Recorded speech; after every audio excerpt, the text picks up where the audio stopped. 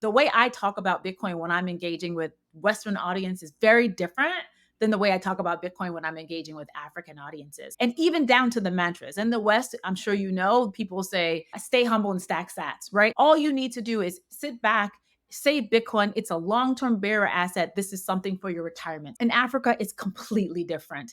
And so in Africa, we say you need to spend, save, and earn in Bitcoin. This gets at, in my opinion, the true utility of Bitcoin. I talk to families who, by US standards, are very, very poor, but were very encouraged to save in Bitcoin because Bitcoin gave them returns that their state sponsored fiat currency could never offer. Hello, everybody, and welcome to a new episode of Bitcoin Equities Talks.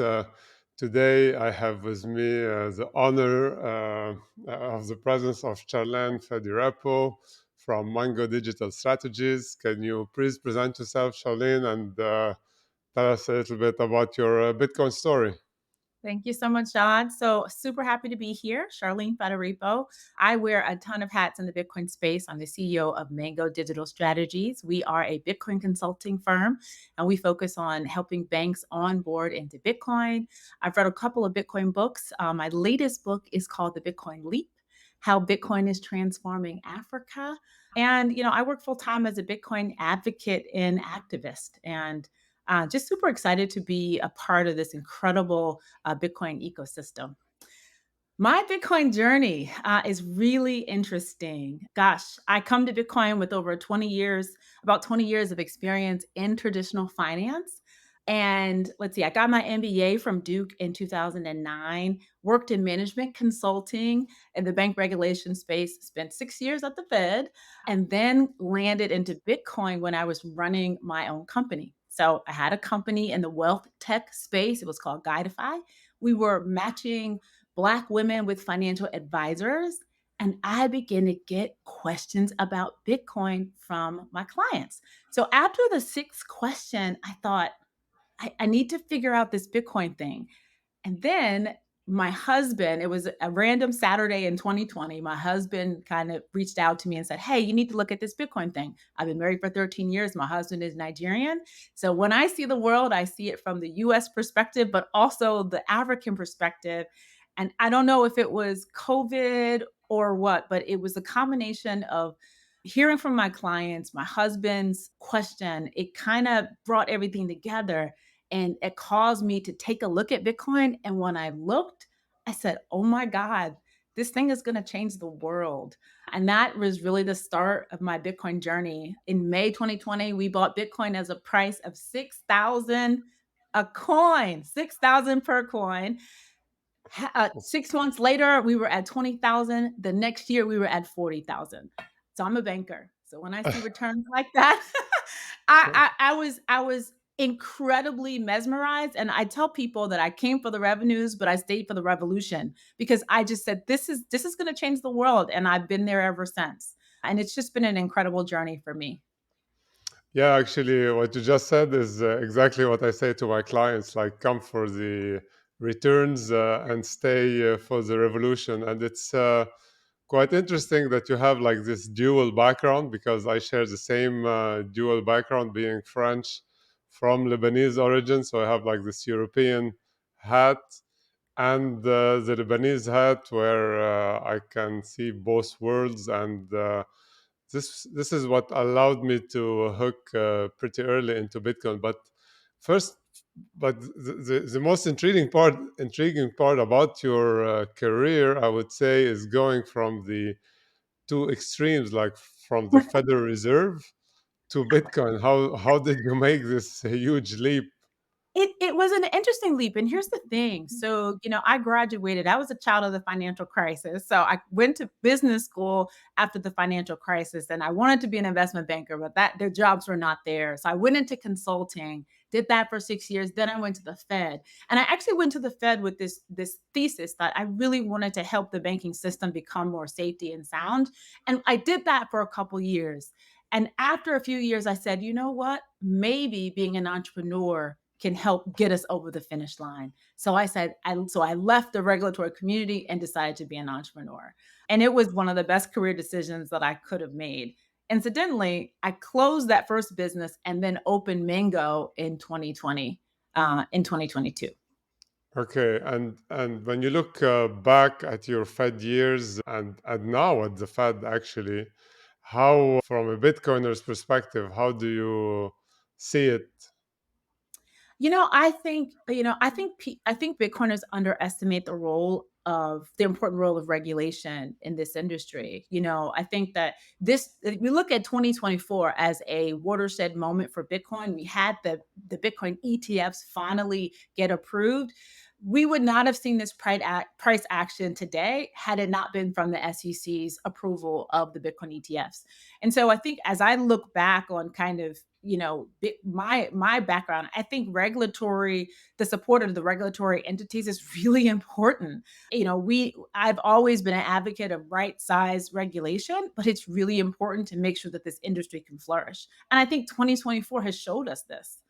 I don't think there's any Bitcoiners right now that are complaining about what we've seen in terms of the price movement and the returns that we've seen in 2024. That was because the Bitcoin ETFs were approved. Yes, but going back, just how do you see the Fed sitting as a bystander to all this revolution going on? Do you think they're gonna, because they try to put or to emphasis Fed now, and in Europe now the European Central Bank Mhm. is pushing really hard on the digital euro. Do you see them like having worked inside, the beast?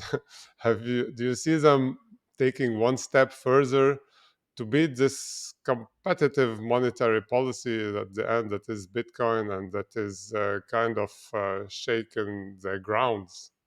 Yeah, so it's interesting. I actually see them as very complementary. So this FedNow system was an improvement. I mean, the interchange payment rails that the Fed had were the ones that they've had since the 70s, and that's an interbank facility, not a person-to-person facility. In fact, I actually think FedNow, and I wrote 2 years ago, I wrote an op-ed in Blockworks about the way I think FedNow actually is protects us from a CBDC in the United States. The Fed governors have has said there are no plans to create a central bank digital currency in the United States. I think we all know that they create privacy issues.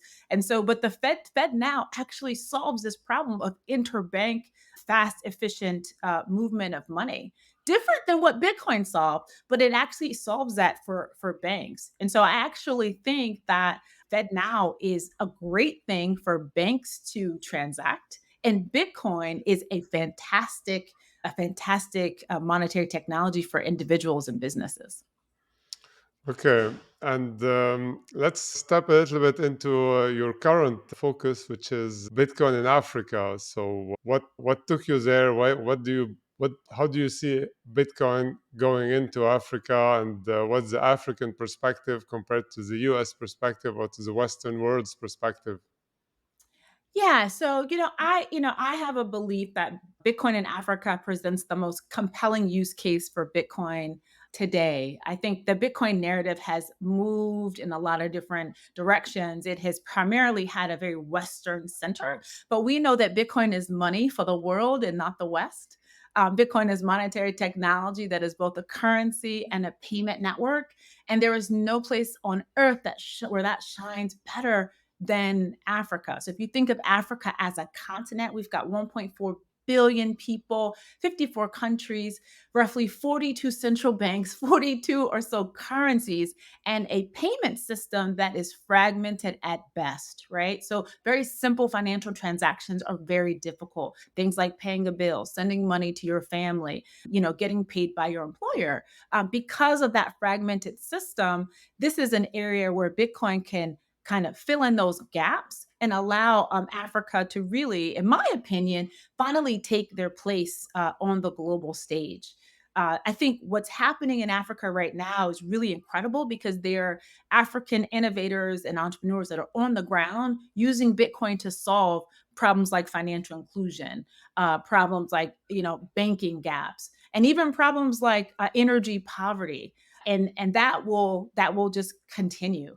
And just one last thing, you know, Africa, nearly every African country suffers from hyperinflation. In the United States, 2 years ago, we were screaming about inflation rates of 8%, right? The highest inflation we'd had in 40 years. And that gave every American heartburn. But if you go to Nigeria today, the inflation is 29%. If you go to Ghana today, the inflation is 28, 20, 30%. These inflation rates are the highest they've been in 20 years. However, these inflation rates have carried. And we know what that means, right? Less money in the pocket of your everyday mom or dad, less money for school fees, less money for food, working the same amount of hours, but having less pay every day over time. But what's profound is that Africans have realized that and moved to Bitcoin, not because the government said so, not because there's a fancy, slick crypto company there, but because Africans decided to solve their own problems. And I think that's what's just incredible about the African Bitcoin story. You have African innovators creating solutions that use Bitcoin, but you also have this grassroots incredible movement where folks are just choosing Bitcoin because it's the better source of money, because it offers better purchasing power than fiat. Okay, I want to challenge you a little bit on this picture because when people talk about Africa, they tend to put all the countries in the same bucket. And they're But very different. when you look at the numbers, they are like completely different from one country to the other. And so the way I see it, at least so far, is like you have one country that is very strong worldwide on the Bitcoin adoption, which is Nigeria. Sure. But this is where, like, I would say the currency is the less functional amongst them all. Mhm. And you have other countries where currencies are in pretty bad shape, but Bitcoin adoption is very small or quasi inexistent, especially all the French CFA regions where they're using the same currency, but they cannot exchange it from one country to the other. And you have like so many mind blogging situations, but still they haven't had a Bitcoin penetration rate as high as Nigeria. So how do you see the mechanics evolving? From my perspective, also, like when I speak with my Lebanese countryman, they have like a completely defunct currency that is like inflation is like 250%, something like that. It's like just to the roof, but still Bitcoin adoption is very small. I mean, it is reasonable, but it's not like as high as Nigeria, for example, or as high as the USA, where they have Sure. like a great functioning currency. So how do you differentiate Bitcoin adoption from one country to the other in Africa? Yeah, so I mean, I think you raise a good point. If you were to look at the whole continent and say, where is Bitcoin penetration the deepest? It's definitely Nigeria. And so, and if there were, but I would also say that if there were if you ask me the top 5 countries where Bitcoin is taking root, it would be Nigeria, South Africa, Ghana, Kenya, and Ethiopia. So these countries have Bitcoin usage that is growing, not as fast as Nigeria, but it's growing quite fast because of industry. Your point about kind of the francophone African countries is well taken. I do think that the CFA franc is a particularly difficult currency to manage, and also there's a language barrier. But I will say there's a bright spot. The new president of Senegal has already mentioned an intention. The president was elected last week. He was already mentioned an intention to move away from the CFA franc, and I'm encouraged that in the looking at, different currency options, hopefully he will be considering Bitcoin. The other thing that's really interesting, the president of Kenya has been very vocal about his interest in being a lot more sovereign in terms of how they deal with the Kenyan shilling. Now, does that mean that they're moving to Bitcoin? No, but they're thinking about the dependence on the dollar, and they're thinking about the dependent. There have been active conversations about the dependence on the dollar and how that erodes the economic ability of these countries to compete. And so I think we will continue. I think, the answer, the Bitcoin Africa story is a story that is still being written. And it's certainly not a perfect story, but I believe that the Bitcoin in Africa story is probably Africa's best shot to compete on the global stage, right? Because what I'm seeing is that we're allowing African entrepreneurs to actually purchase exported goods in Bitcoin and to sell them, and without having to deal with the challenges of fiat.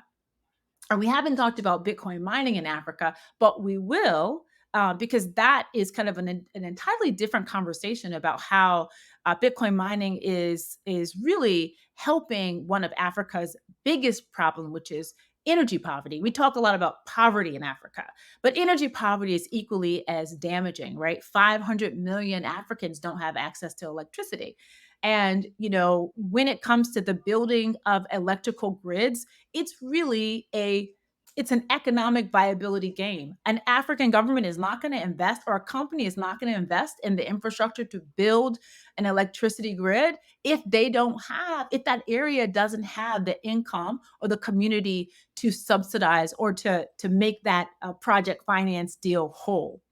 However, when you introduce Bitcoin mining and the revenues from Bitcoin mining into that economic deal, then it becomes economically viable. And so there are countries on the ground in Kenya, in Ethiopia, that are creating these mini grids with an anchor tenant of Bitcoin mining to provide electricity, low cost electricity to these areas who normally would just not get access to electricity.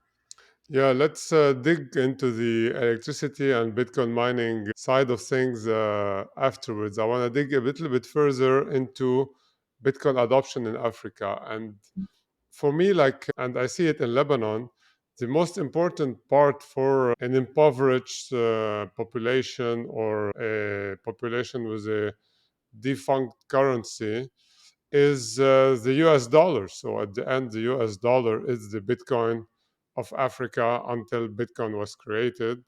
However, what local governments tend to do when they see like this alternative currency that they cannot steal or debase to fund their lavish lifestyle or Mm, expenses, that's great. the first thing they do is they install capital controls on the US dollar. And now we are seeing in Nigeria Bitcoin capital controls because they took some very drastic measures against Bitcoin holdings. They sent to jail some Binance executives. And so, wouldn't this be the next level of adoption of Bitcoin in Africa rather than the population's adoption? Yeah, I tell you, and I think I go back to my comment earlier about how the role of government and regulatory, that it's really important. We can pretend that that government and regulatory perspective is not important, and then you have situations like Nigeria, which, to your point, yeah, Binance has essentially been kicked out of the country. Binance was probably one of the biggest cryptocurrency exchanges that had settled in Africa, probably one of the more safer ways to purchase and exchange Bitcoin. I will agree with you. It's unfortunate. It's unfortunate because currently the Nigerian government is actually blaming Binance for the devaluation of its currency. And we know that's not true, right? Currencies are sadly, the naira has been suffering from currency devaluation over the past 30 years, right? However, to your point, uh, governments are looking at Bitcoin as a threat to the status quo, a threat to that comfort, sadly, a threat to some of the corruptions that we know exists in many of these countries. And I think I'd like to think that this ends in a very positive way. I don't know how it ends, but what I will say is that 2 years ago, the Nigerian government put a ban on Bitcoin use through banks. So this was in 2021. And, I think conventional wisdom would have told you that that would shut down Bitcoin activity. It actually quadrupled it. It just moved. At that point, Bitcoin activity was happening through banks. It moved it to the peer to peer network. And so I actually think that when governments decide to clamp down on Bitcoin use, particularly in places like Africa, where you have high inflation, where you have broken payment systems, it actually just creates more of an incentive to Bitcoin to thrive. It happened a couple years ago in Nigeria. That's what I expect will happen today. There are some exchanges that are currently operating in Nigeria, although I will say the Nigerian government has made it 10 times harder to for people to use Bitcoin. It's unfortunate, but that tells you that Bitcoin is when you see massive drastic actions like this one, it can tell you the magnitude of the change that Bitcoin can make for a country like Nigeria. And Nigerians know this, which is why they're continuing to transact in Bitcoin. Okay, and there's another also, I would say, counter argument is that you're gonna hold Bitcoin as a payment methodology, but Mhm. mainly as a savings methodology. Oh, I'm so And glad. with a continent that has a high level of poverty and people are living paycheck to paycheck or like trying to survive rather than save, Yes. um, don't you think also this kind of hinders the adoption because they're not looking to save, they're just looking to finish their months with bread on the table? I'm glad you brought that up because I think that distinction is a really important distinction for any Bitcoiner. So, the way I talk about Bitcoin when I'm engaging with Western audience is very different than the way I talk about Bitcoin when I'm engaging with African audiences. So, and even down to the mantras in the West, I'm sure people say, "Stay humble and stack sats," right? So that gives you that sense of all you need to do is sit back, save Bitcoin. It's a long term bearer asset. This is something for your retirement. So that's the mentality for Bitcoin in the West. In Africa, it's completely different. And so in Africa, we say you need to spend, save, and earn in Bitcoin, right? This gets at, in my opinion, the true utility of Bitcoin. You're earning in Bitcoin because you're earning in a monetary currency that has greater purchasing power than the fiat options. You are saving in Bitcoin because no matter how much money you make, you need to save. I don't care if you make $3 a day, you make $3 million a day. You still need to save for the future, right? And then you are spending in Bitcoin because you are contributing to this Bitcoin economy. You're leaning into this idea that this is a medium of exchange. This is how we're going to create this just large scale circular economy. And so I would say, and this is what I found in the book, I talk to families who, by US standards, are very, very poor, but were very encouraged to save in Bitcoin because Bitcoin gave them returns that their state sponsored fiat currency could never offer. Never. And Hmm. so, and here's the interesting thing, even in the West. So I've actually taught Bitcoin to lower income populations in the United States. They found the exact same thing. And John, we didn't talk about this, but there's something really special that happens when someone feels like they can save for their own future, right? There is a level of agency and there's a level of dignity that happens when you actually feel like you're in control of your financial life. I saw that in the United States. I've also seen that at incredible scale in African countries. It doesn't even matter the order of magnitude. It's the fact that, hey, you know what? I was able to be financially independent. And so maybe I can be that much more financially sovereign. And it's this feeling of incredible financial empowerment that I've seen when I'm talking to Bitcoiners, both in the West, but also in Africa. And I would say, especially in Africa, even in areas where you had levels of poverty.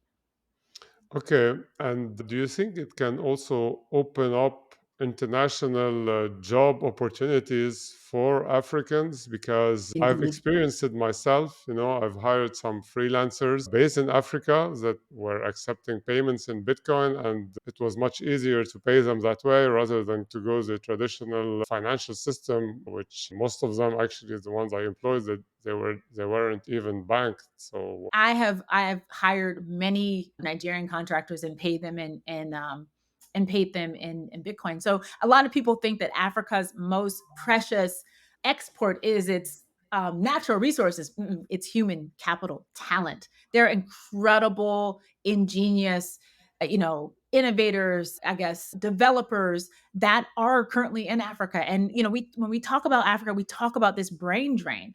The talent is leaving not because they want to, but because they're able to get better jobs and create a better livelihood for their families in other countries.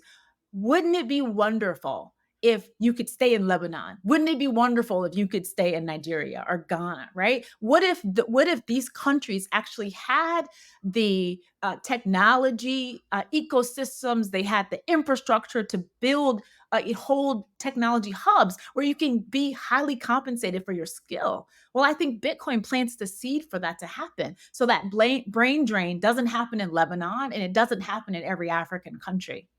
So I would yeah, so agree. because at the end, like, if you're young and freshly graduated or not even graduated, you can learn so many things for free online. Like, the amount of material just to upgrade your skill set that are available online is immense.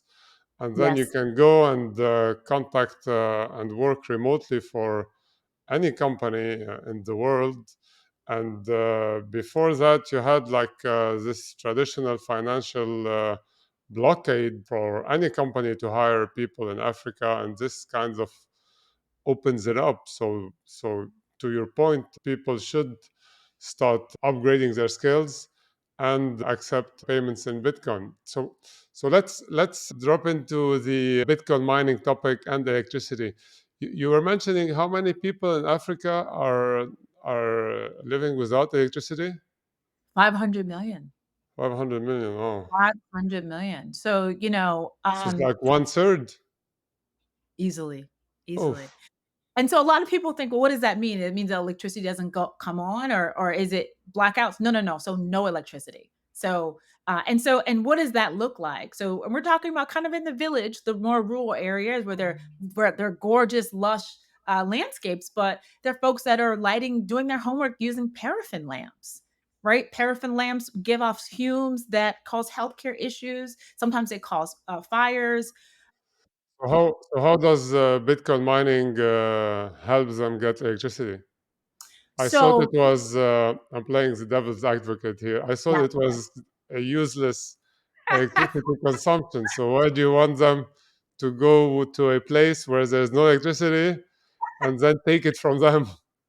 So Bitcoin mining actually is the missing link, right? So to when you're actually providing electricity in any country, it's a math problem. You need to invest money in and get money out. So currently, investing money in for an electricity project, the juice is not worth the squeeze, essentially, from a financial standpoint. When you insert Bitcoin mining into the deal, the revenues that are coming from the creation of Bitcoin actually makes that economic deal viable. So what happens is that you have Bitcoin miners coming in as anchor tenants. They're partnering with a hydro provider. So, a hydro provider might be using a run of river turbine to create electricity, or solar panels to create electricity. They're taking that electricity, using it to power the Bitcoin mines, and generating a stream of income. That income subsidizes the build out and allows that partnership to offer electricity to those users that currently don't have electricity right now. And so it's a win-win. It's a win-win for these communities because sadly, these are communities that many governments have forgotten because, again, it doesn't make good financial sense to invest in those areas. And it's also a win-win for the Bitcoin network because we know that Bitcoin miners secure the network. And we know that Bitcoin mining is an industry that absolutely needs to be decentralized. It should not always be in the West in one or two states. It needs to be decentralized around the world. That's how we can continue to secure this network. Yeah, I've seen a lot on my X grid people talking about Bitcoin mining in Ethiopia. It has grown very popular there, but I haven't followed what happened and how come they went there. Do you know?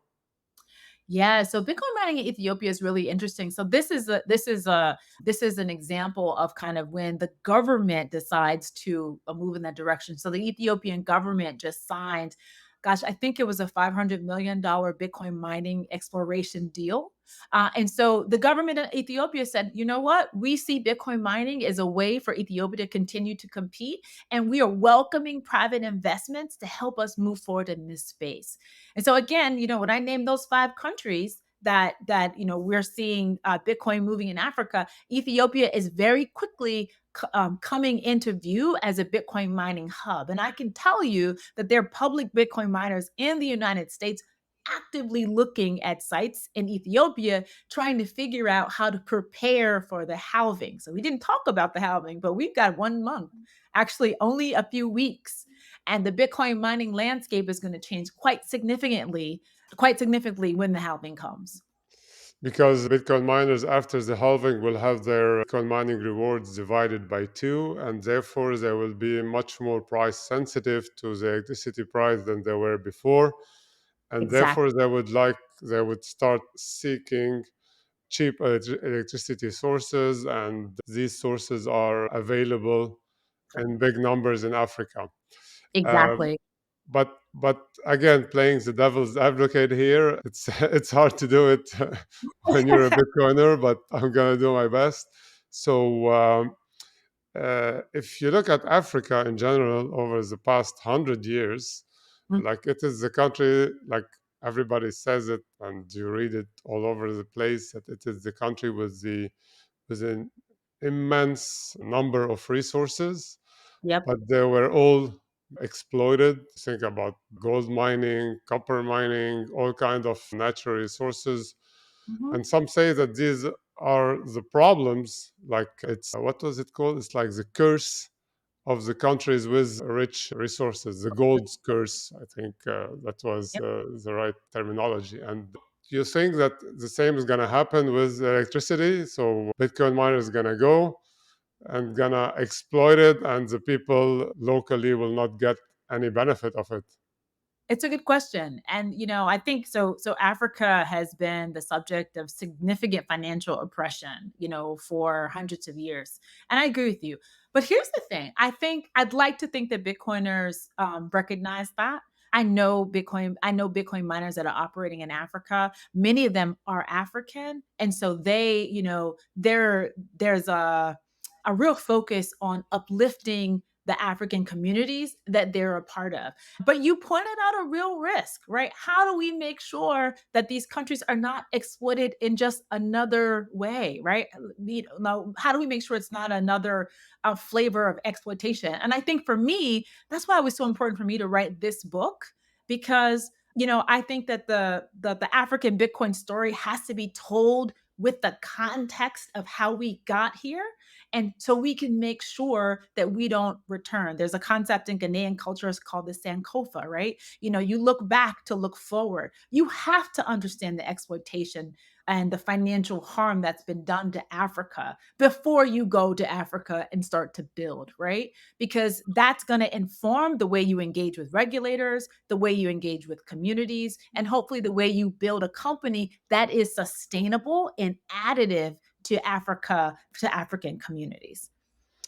And I would add another layer to what you're saying that I have experienced, or that I believe is a solution also for Lebanon, because one of the key value proposition of Bitcoin is the separation of money and state.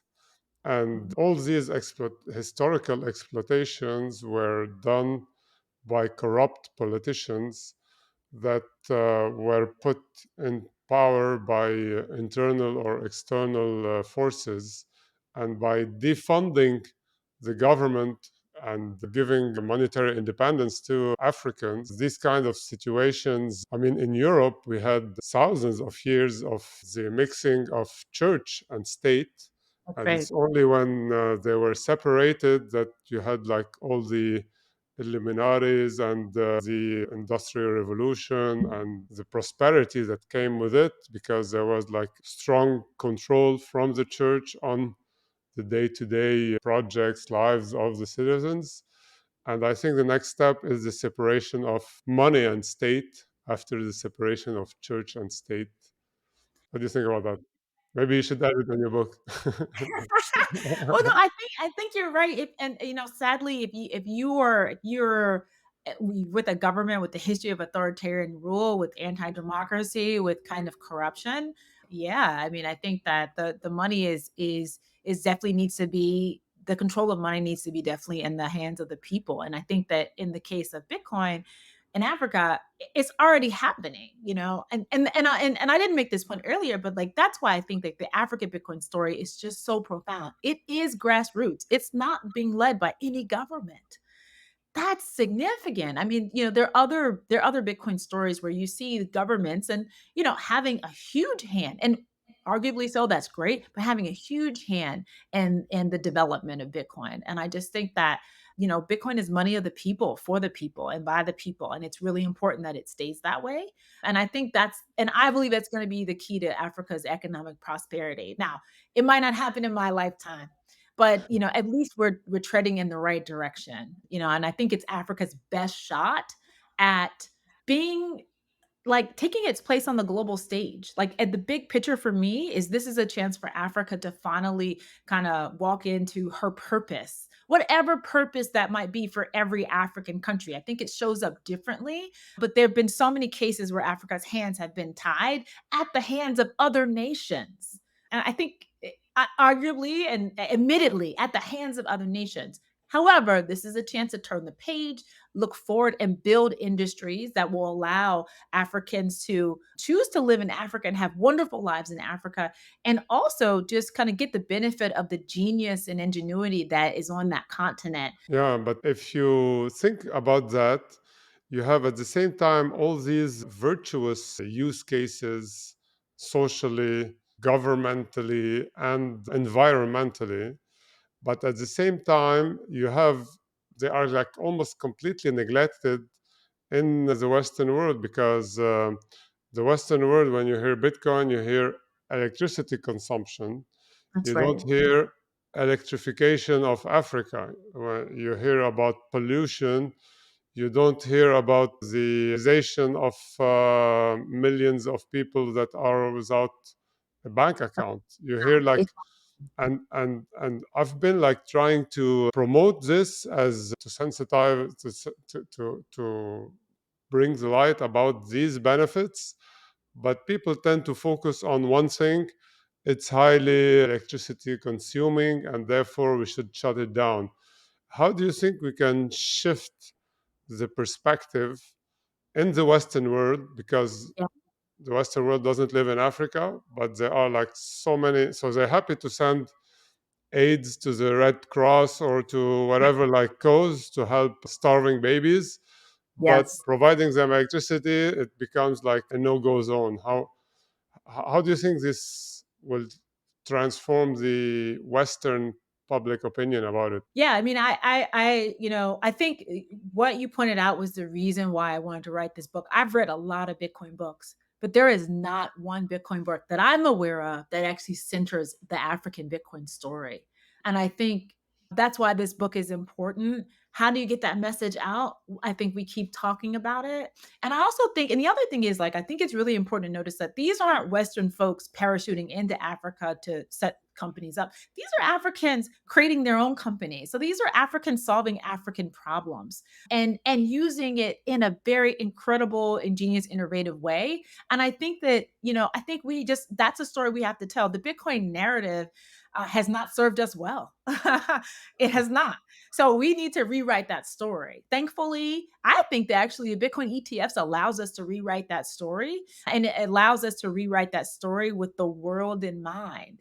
Sadly, like I said before, the picture that we painted of Bitcoin originally just was not inclusive at all. It didn't include me. Mm, However, but it's 2024, and this is what some people are saying it's season 2 of Bitcoin. We have a chance to rewrite that story and tell it in all its wonderful, life-changing and world-changing aspects. And I think that story starts now with conversations like this. So I appreciate the fact that, we could have this conversation, but even when I talk about Bitcoin, I always talk about Bitcoin in Africa because honestly, I think it's Bitcoin is great and interesting for the West. Bitcoin is necessary in Africa. And I think we have to be really honest about that. And I think that as long as we kind of shine a light on Africa and get out of the way, right? Not say that Western solutions are just not going to work in Africa, and they shouldn't, right? Like they shouldn't.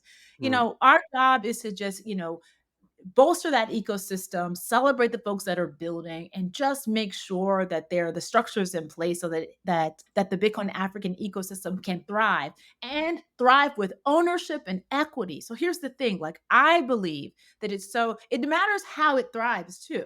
We have not won if foreign companies run Bitcoin in Africa. That's a loss to me.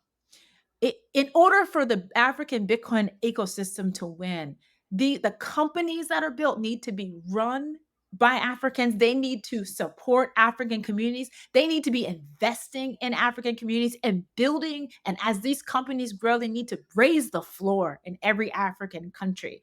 And we can do this. And I think that the governments need to be adjusted. I think the old way of thinking needs to be phased out. The new way of thinking, and from a government and political standpoint, that needs to happen so that we have an entire ecosystem of venture capital, of entrepreneurs, of tech, and every industry that are kind of working together in concert to make Africa a better place to live.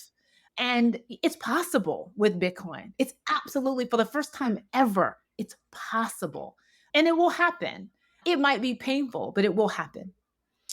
Yeah, I mean, to quote a famous Bitcoiner, Jack Dorsey, Bitcoin is peace. So I hope it will bring all this to Africa. And I hope also that your book will Thank you. convince its reader of all the benefits that Bitcoin brings to the table. I'm I going to hope have to so. wrap it up. Thanks for attending the show, Charlene. And I look forward to reading your book and best wishes for its success. Thank you so much. And if folks want to sign up for our waiting list, it's charlenefadirepo.com. Click on books and you can sign up for the Bitcoin Leap, how Bitcoin is transforming Africa. Thank you so much. Thank you. Take care. Bye.